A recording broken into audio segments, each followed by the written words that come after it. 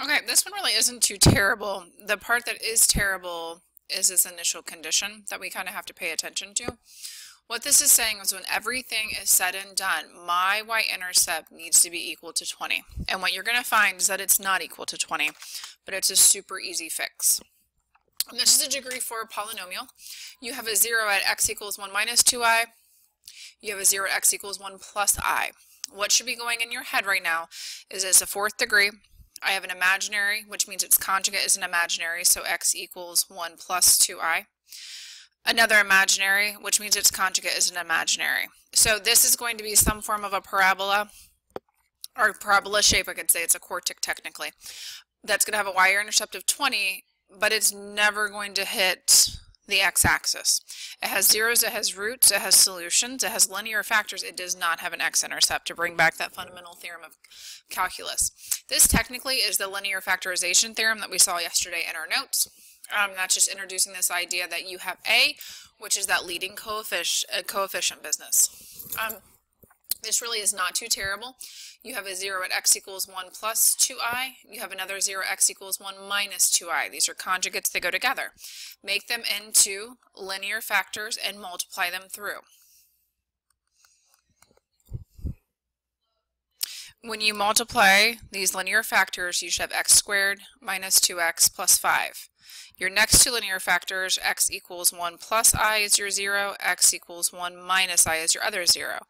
So x minus 1 minus I, x minus 1 plus I. I'm going to multiply it through. When you multiply those through, you get x squared minus 2x plus 2. The last thing is to take these two beautiful quadratics and multiply those through as well to find your fourth degree. So when you multiply the two resulting quadratics, you end up with x to the fourth minus 4x cubed plus 11x squared minus 14x plus 10.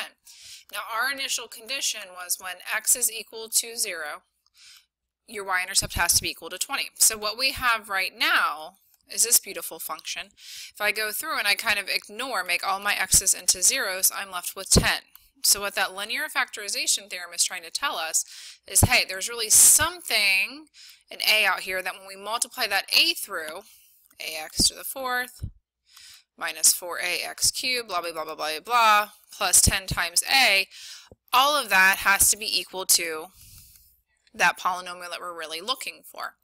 That's not the most important line. The idea is we're still going to focus on finding that x-intercept, which means all of my x's cancel. I'm going to have 10a is equal to 20. That's coming from my initial condition. So I made my x's equal to 0, set my resulting polynomial equal to 0. So a has to equal 2. So to hit that initial condition, I need to take all of my coefficients and double them. So there's my polynomial. What I would like to see is I would like you to go ahead and multiply that through, because that's how we would type it into our calculator if we were going to check it.